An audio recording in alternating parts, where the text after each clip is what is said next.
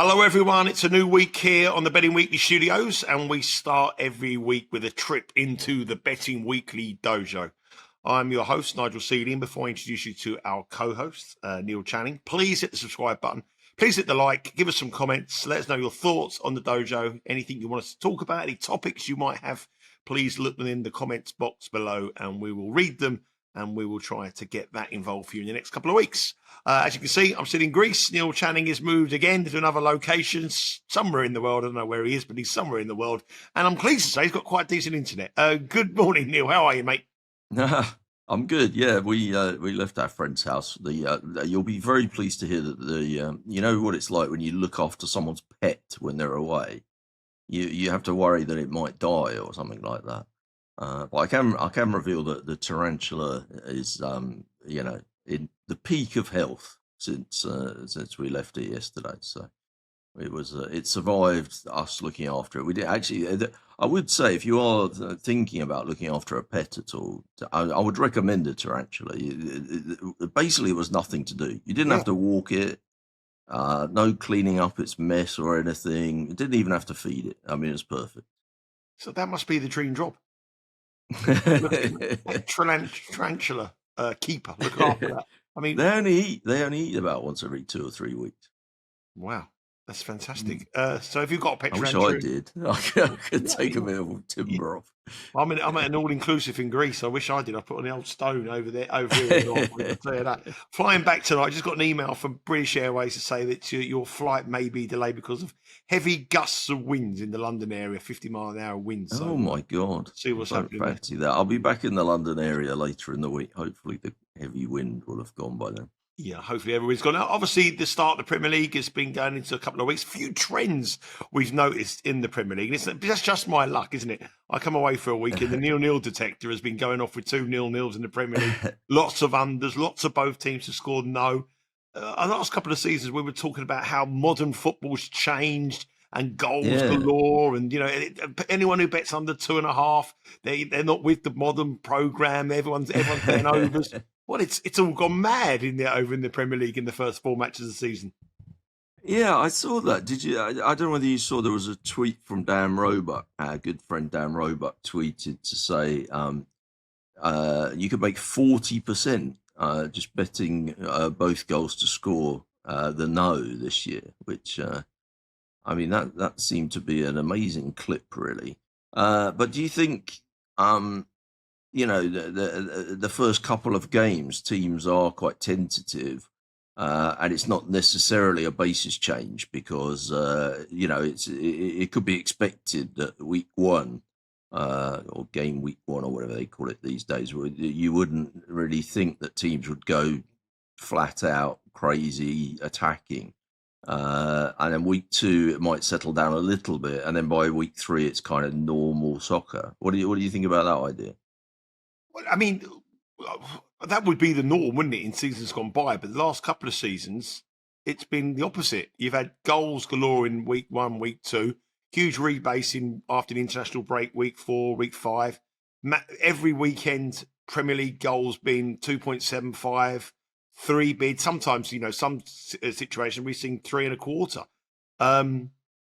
So that would have been the case if we were going back to the days when we were trading football and soccer. And that would certainly be the case back in sort of the very early stages of the Premier League. But in the last couple of years, that's definitely not been the way it has been. I mean, I'm a very heavy unders better, as everybody knows, on this show. And I've sort of given up the last couple of years thinking, I might be doing something wrong. And I remember you've even told me, Nigel, the way forward now is to bet the overs. And suddenly now we've got this start of the Premier League game where everybody is cashing unders. The teams at home are defending resolutely. Obviously, we should have had a 0-0 again yesterday with Burnley, Liverpool, but their goal threat isn't so strong. I've read so many reports about people saying the goals are up because there's more injury time. 10 minutes and 9 minutes. I'm not buying that. I just think that I think teams at the bottom of the Premier League now realise that by nicking points and frustrating and not offering any attacking threat, could be the way to go to see them survive in the Premier League by just taking a point here, taking a point there. There's no point in going toe-to-toe with a Liverpool, Man City, Arsenal, because you are going to get torn apart. But if you can be defensively strong and have a game plan and nick a point, that point could be invaluable when it comes to the end of the season. Just specifically on this week, this windy thing. I mean, in American sports, obviously in sports like NFL and also rugby, windy means very low scoring, generally speaking. What do you think about that? I mean, do you think this week that's going to be a big factor?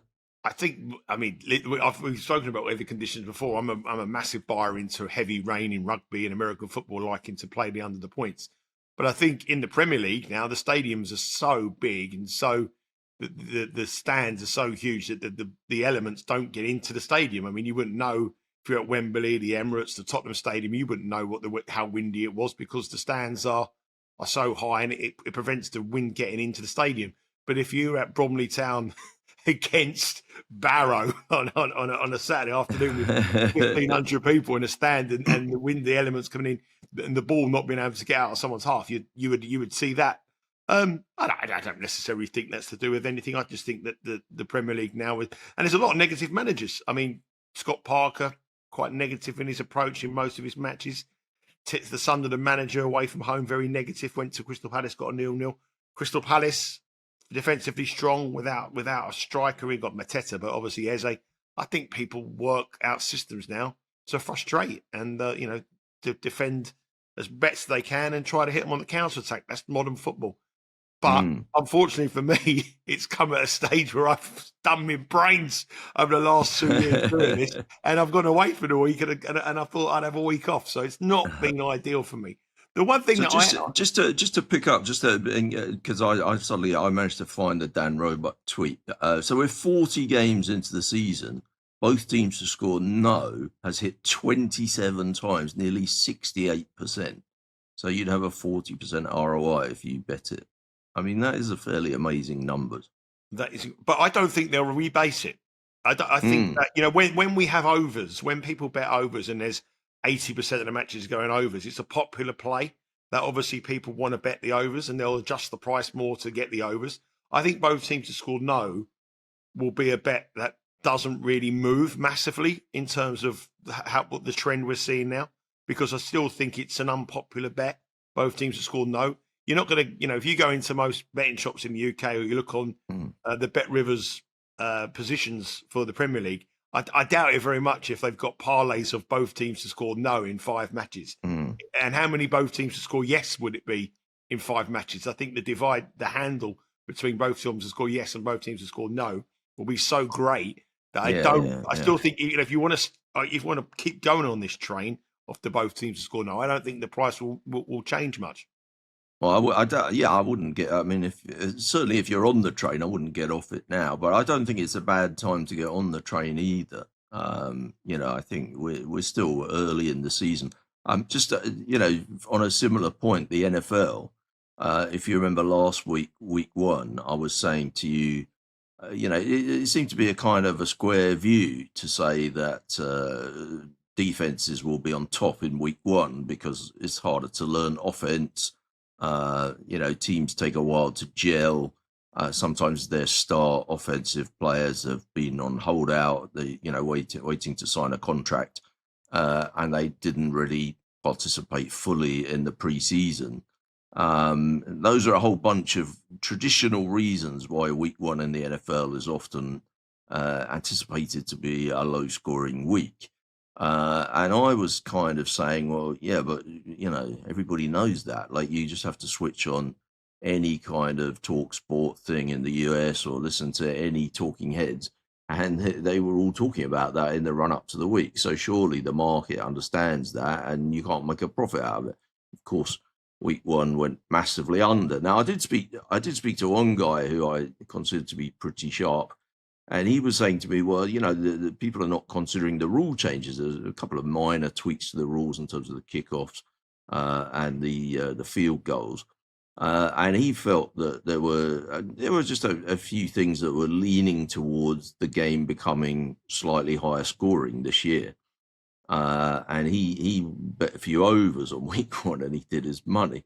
Did you see what happened last night? I didn't see what happened last night. No. No, it was just an absolute overfest. I mean, so they've gone from massive unders week 1 to massive overs week 2.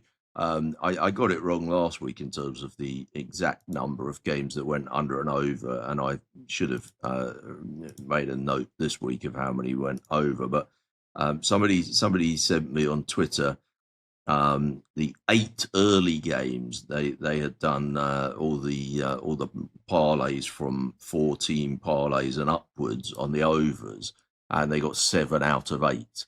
And they were pretty pleased about that. It sent me their screenshots of all their bets, and yeah, I mean it's exciting, isn't it, when you get something like that going? Do you think sometimes, though, it's interesting you said there, where you said you spoke to someone who you consider a good judge, and he said that come of the rule changes. Do you sometimes think that we get overthinking about things, thinking about rule changes? I mean, I look at the Premier League this weekend, for example. You know, we're looking at goals under.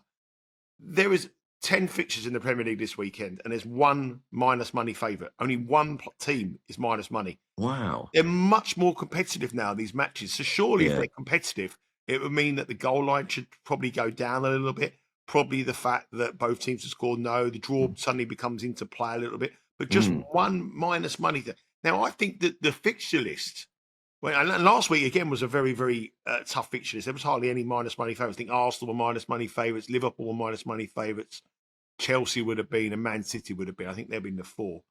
But do you think that is just the slate? You look at the slate and think, well, this one looks a slate for unders, and this one looks a slate for overs. Well, I think with the NFL, I think that's a bit harder because you normally get a big range of prices. You know, I mean, in NFL survivor pools, loads of people went for Baltimore this week because in week 2 because they were, you know, a decent favourite.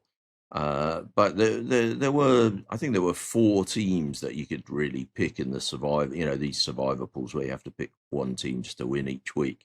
They managed to, people managed to pick between around about 4 teams. And on week 1, it was about 4 teams. And I think generally speaking, there's normally sort of 4 decent favourites every week to choose from. I did talking about the number of draws in the Premier, though. I did notice that on Steve Wiss's betting zoo, both pets this week picked a draw in the 2 soccer games that they went for. So maybe they're ahead of us on the trend. Was it a draw? I didn't. Did they get it right? I actually can't remember the game. Sorry, I don't. One of them was Man City, Man United, wasn't it? Well, that wasn't a draw then, obviously. I can't remember what the other one was. Yeah, I mean, but I tell you the other thing. I mean, just with regards to the it would have been funny if the pets had gone for they'd have walked off away from the bits of food offered and found that one of them was a chicken this week. If the chicken had said, no, I'm not interested in this match that you're offering me, I'm going over here to bet that both teams to score no. Well, there's a joke which is in a completely different field. There's a joke there, isn't there? Why did you pick it cross the road to get to the betting shop to bet to get to the both teams to score no? Yeah, that's why you pick it across the road. If you want to see Betting Weekly, Steve Wish's Betting Weekly Zoo, it is available on the YouTube channel. Obviously, it's an in-depth talk with the handicappers, and then at the end we throw a bit of fun in the pets. Pick their picks, and to be fair, the pets have done better than the handicappers so far. That tells you something.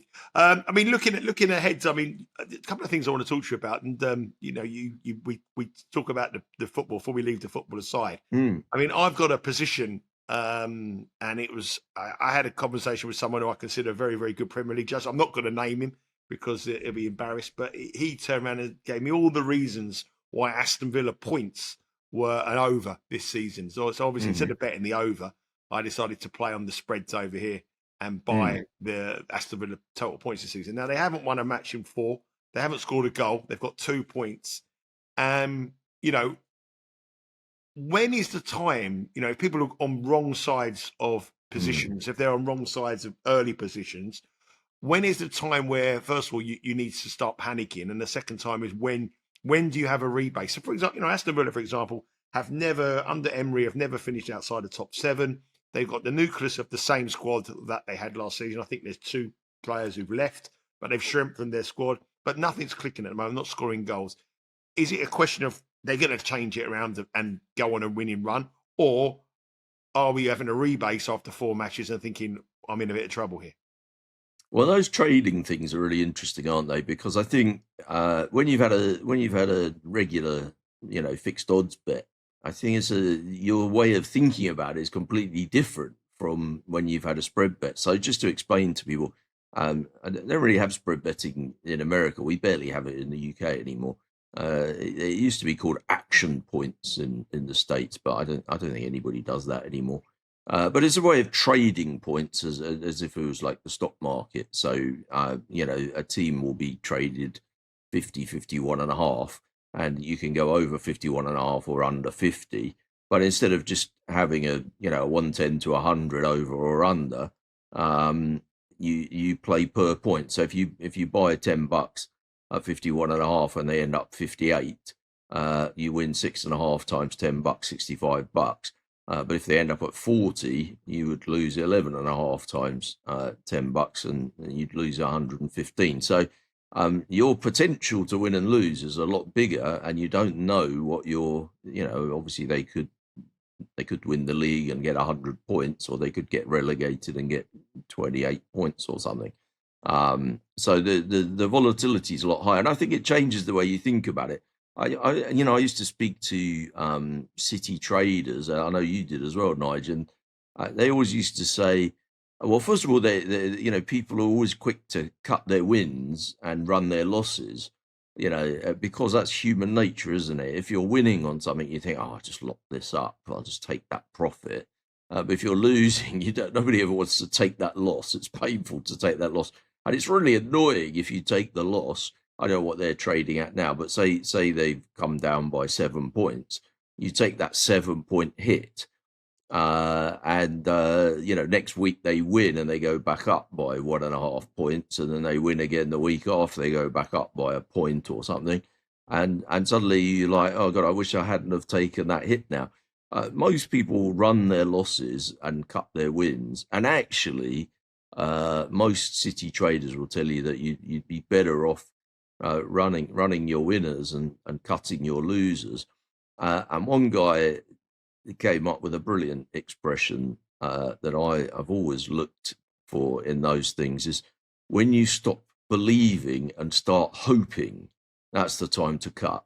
So when you know in your gut that the only reason I'm staying in this is because I can't bring myself to cut it, and it's nothing to do with what I think about Aston Villa and their chances, well, you should have cut it by then. And I think that rings very true with me. The other thing is poker. I think in poker, when people are having a bad night, I've got a friend who, plays for a living, played for a long time. And if he says to me, I played until 3 a.m. yesterday, well, I know he was losing. But if he says, oh, no, I had an early night, I left about 11:30, well, I know he must have won. He always goes home if he's winning, and he stays right till the death if he's losing. And it's definitely the worst way around, because it means that, the nights when he plays until 3 and 4 in the morning when he's really tired are the nights when he's also got all the bad stuff going on in his head that happens when you're losing. He's in a funk. He's maybe not thinking right. He might be making bad decisions. Or even if he's played perfectly and just got unlucky, it could get him on tilt. It could put him in a bad mood. And those are really not the nights when you want to be extending your play time. And on the nights when you're making all the right decisions and you're winning and everything's going well and you're feeling good, well, that's the time when you should stay and play longer and press home your advantage. So I actually think, the first cut is the best, and cut early would be my advice. But again, you need to look at the reason that you had the bet. Why did you think that Villa were going to do better this year than they did last year? Have any of those prior considerations changed? Did you think they were going to sign really well in the window and then they didn't? Did you think that their manager was going to play in a different way than they'd played in the past, and that hasn't been happening? Did you think they were unlucky last year with injuries and they were going to be much, regression to the mean? They were going to have a more normal year this year. these are the kind of things you need to weigh up when you're deciding whether to rebase or not. Has anything fundamental changed? I don't know. I don't follow Villa enough to know. Has anything fundamental changed with them? What were the reasons that you thought they were going to have a better year? Well, I looked at their record over the lot under the manager, and they never failed to get the points that they had at the time of placing the bet. They had a settled squad. Then a week later, they lost one of their players. Newcastle bought Ramsey, their player. Their goalkeeper fell out with the manager. He's now back in favouritism. And the biggest alarming thing, they haven't scored a goal. Ollie Watkins was linked with the move away. He's obviously probably not quite happy because they were looking at selling him, and now they've kept him. They've got a good enough squad. They've got a good enough manager. I think the key for them is the next 3 matches. They're all winnable matches. They've got Sunderland, they've got Fulham at home, Burnley at home. And I think I know my fate after those 3 matches. So I'm just keeping the faith. More realistically, though, I was thinking a bit more like, for me, I just know like what my level would be. I think, right, I'm in too deep. I don't think they can continue this run. The metrics are pretty good. They are creating chances and not putting them away. So I think that will turn. I mean, would you look at that and say, well, okay, what in all of the games, I don't know what they've scored 0-0-0-1-0 or whatever. They haven't scored a goal. They haven't scored a goal. Okay, but what has their XG been like in those games? Well, it was awful in the first match. I didn't watch it the weekend, but I think it's improving. But they're always a very good side at home. I'm not worried. I'm more thinking about like for people who've got anti-post bets, or for people who the next match, for example, when do we have a rebase? So, for example, they play Sunderland at the weekend, Aston Villa. So Aston Villa haven't scored a goal. Sunderland were the very, very heavy favourites to get relegated from the Premier League at the start of the season. And Villa at the beginning of the season, if you said to me how you would bet that match without a ball being kicked, I'd probably have Villa at about minus 125, minus 130. You can bet them at plus 120. Now, is that a justified rebase after 4 matches that Villa are doing worse than we expected and Sunderland are doing better? Or do they revert back to how were we wrong at the beginning? That's very interesting, isn't it? Because now we get into, first of all, I was just to pick up on something you said before about the keeper falling out with the manager and another player leaving. Some of the things are objective stuff, how many goals they've scored against how many we expected, and whether they did well in the transfer window or not. I guess that's slightly subjective, but I find the nebulous stuff, like the behind the scenes, the manager's lost the dressing room, and there's rumours of ructions between players and whatever. Those kind of things are much harder to measure, aren't they? And I tend to think if you feel like those things are going wrong, then I'm much more likely to want to get out of it. Well, I think they were going wrong, but I think the goalkeeper was back in the team this weekend, and he's an Argentinian goalkeeper. He's one of the best goalkeepers in the world. So it looks as though that situation might have been rectified. So I think I've gone through the worst part. That's what I think. But the other thing that's quite funny is we go back to the NFL, because we're coming in. We've got a couple more games before next week 3, but we pretty much finished week 2, and week 3 in the NFL is a fascinating thing, because from a betting point of view, one of the most interesting weeks, because there's historically in the US, if teams go 0-2, the general kind of hubbub is if they go 0-3, that's it. They won't make the playoffs. They're not going to be able to make the playoffs. They won't be able to win the Super Bowl.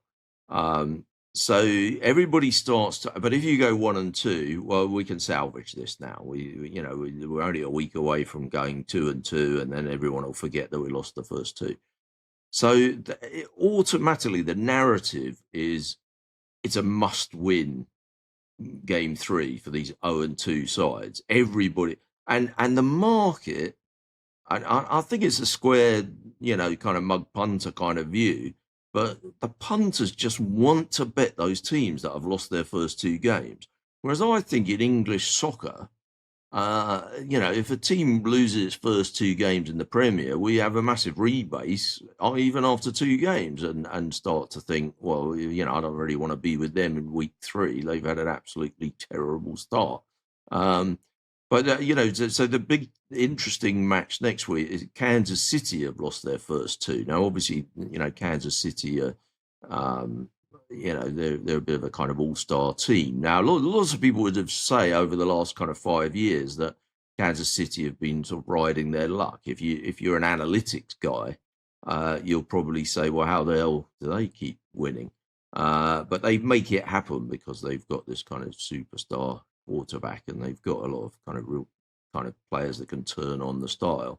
But I think a lot of the numbers guys have been looking to fade Kansas City. It's been a real kind of wise guy public breakdown in their games. I think yesterday particularly, the public bet Kansas City and the syndicates bet against them.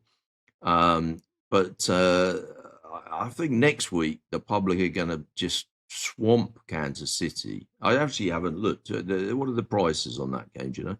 Kansas are minus 250, plus 225 the Giants, and the spread is around 6. Yeah, so I was going to say that would be about 6, wouldn't it?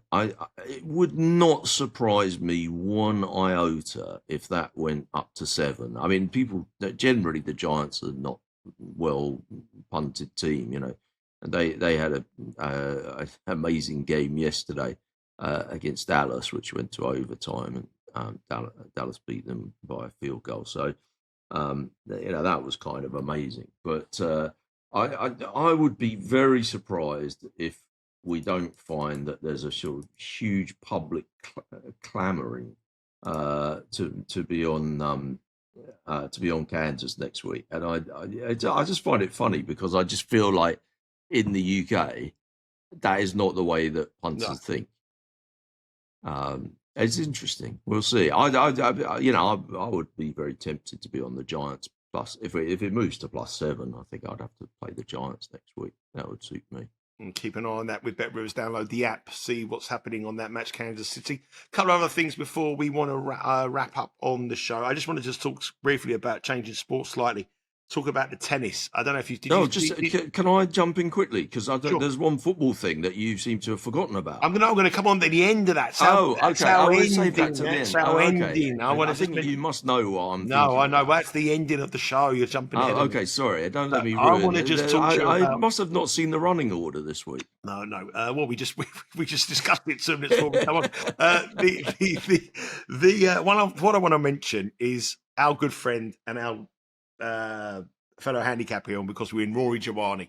If you followed our shows, the WTA show, you will see that Rory and me have having an absolute nightmare on the season. I think we're about 70 units down. Now, that doesn't tell the tale of it. Obviously, we don't give any match bets apart from on majors, and our match bets results are winning. So we have to pick a winner every week of the tournament, 1 unit, and they add up when you're going for 33 to 1 shots. We've had 5 players, I think, in the final. And we bet win only, and none of them have won. We've had we had about 3 or 4 in semi-finals each way that needed to win, and I think all of them bar one were favourite and got beat. And at the weekend, Rory had Elise Giacomo at 125 to 1. 125 to 1 to win the tournament over in Guadalajara. And she beat the number 1 seed. She beat the defending champion, number 1 seed. She gets to the semi-final. She's minus 160 to win the semi-final. She's plus 175 to win the tournament. And she gets beat in the semi-final. Now, that's so painful. And you were on each way. So even if she just won the semi-final, so you were getting like a 60 to 1 winner, which would have got all your losses for the season pretty much back. Yeah. And I just thought, when you're going through this process where you're not getting anything over the line, but the actual figures that come up on this screen, because obviously we're transparent in everything we do. When the figures come up on the screen, people go, look at them. They're losing 70 units. But it hides the real truth, and the luck is just incredible. I just, when you can still be a very, very good handicapper, be exceptionally good on your subject, and still lose 70 Well, units. obviously that, in terms of volatility and price, if if you were picking uh, just matches, players to win a match, and you pick, I don't know, what do you do I can't remember now on the women's tennis. Well, on the You majors, we'll have you just 4 or have one 5 matches. each basically Well, each yeah, week.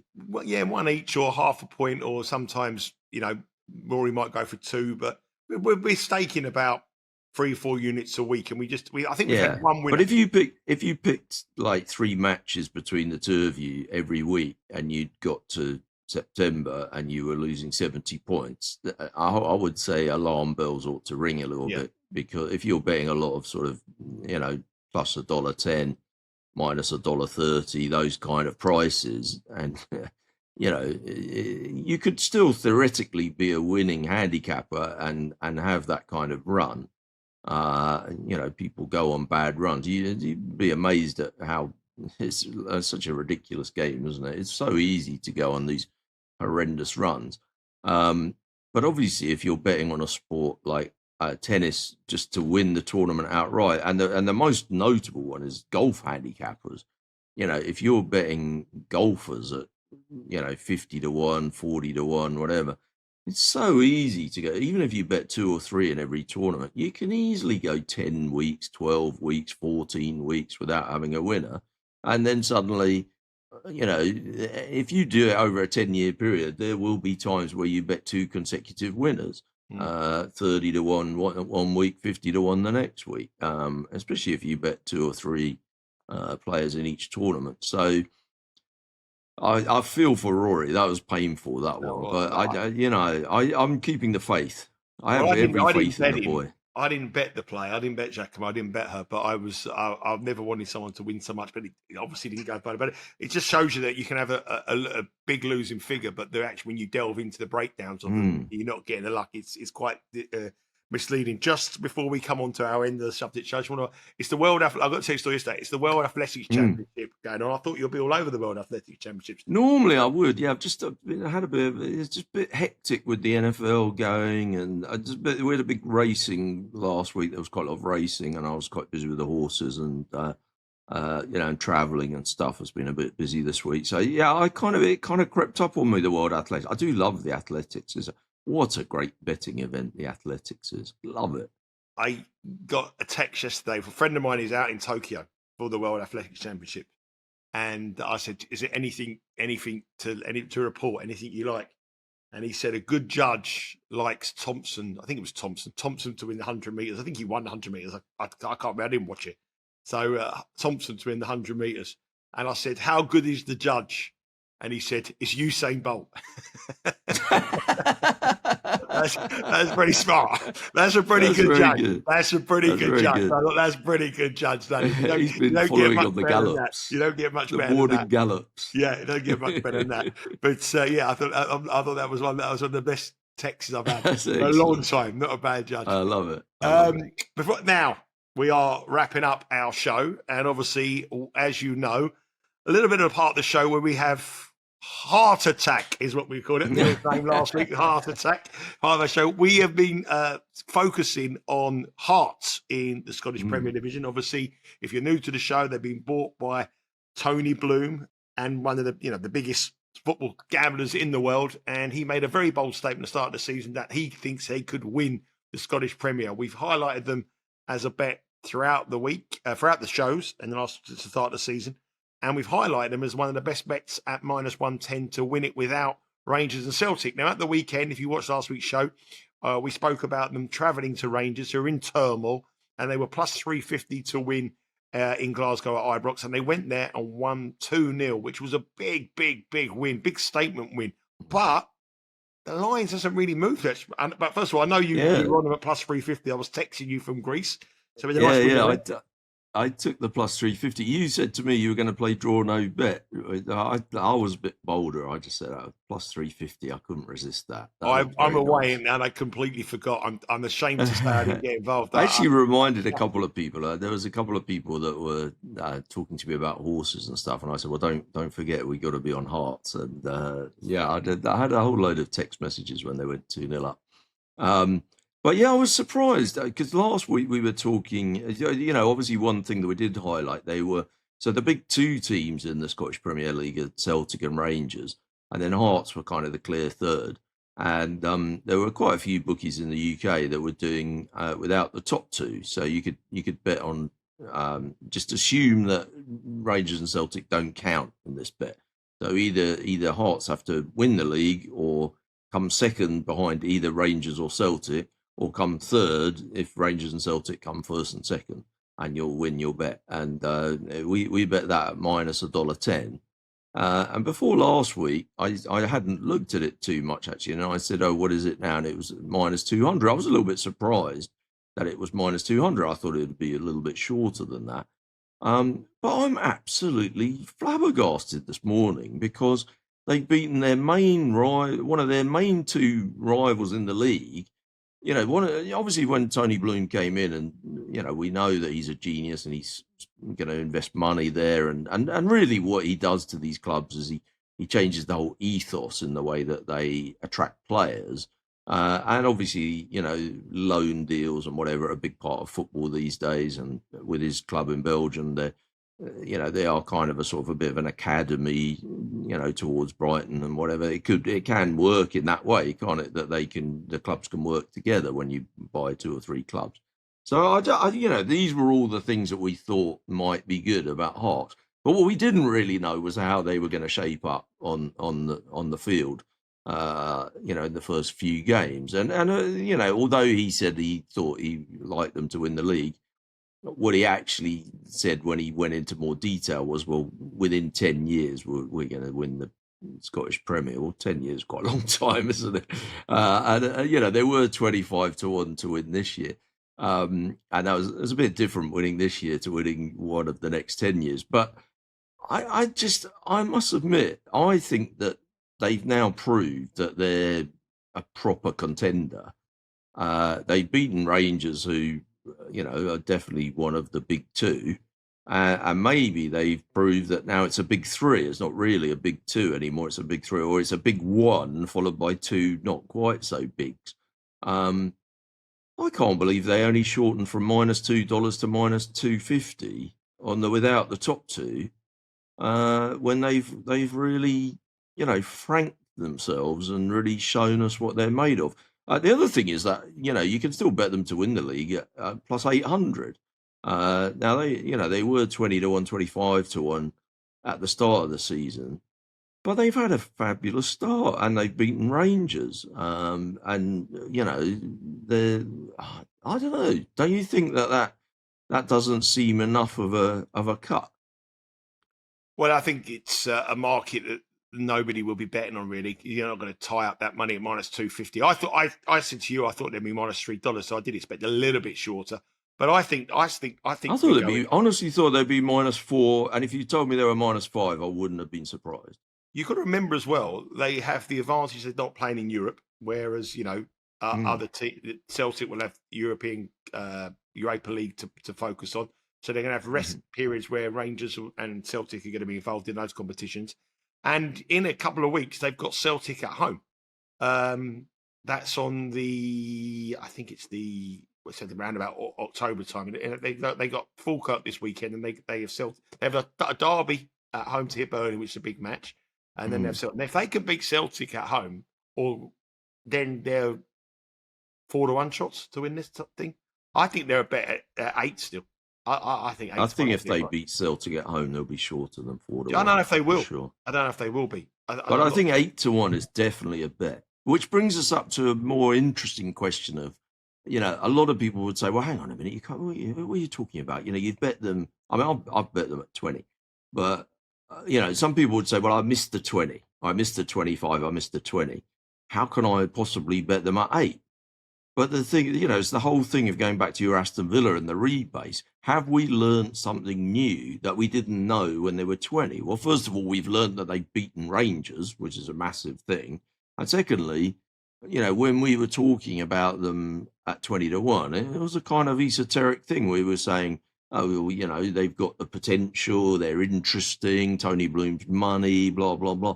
But now it's a more fundamental thing. They're winning football matches against their opponents. and against their key opponent in Rangers. I think 8-1. I'm amazed that they're still 8-1. Actually, I thought they'd be shorter than 6-1 at this stage. Well, they're the same.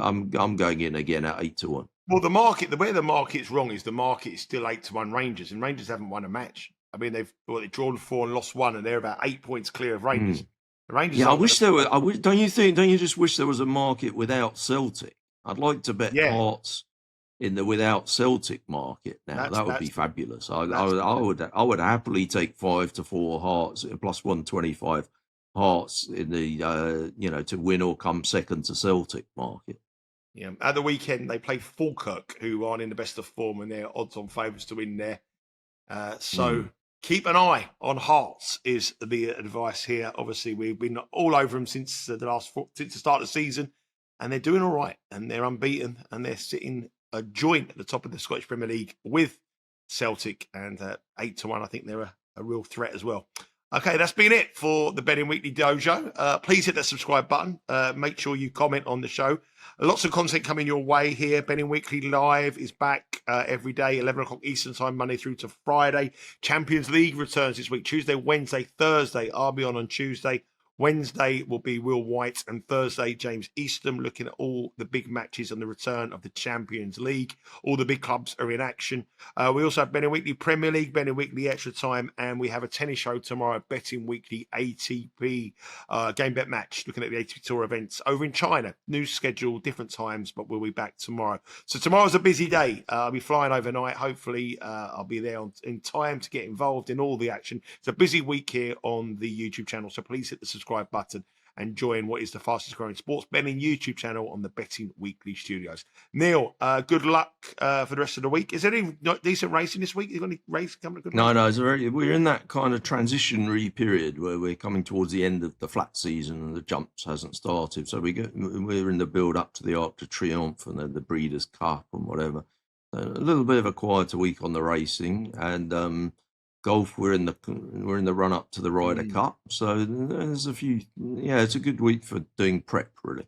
Yeah, we'll have you covered here on the Ryder Cup as well, or looking at some videos on our socials, which you can get across all of those by following us at Because We Win on all the social networks. Neil, thanks very much for your time. Take care. Enjoy the real week, and we'll be back next Monday with another edition of the Betting Weekly Dojo.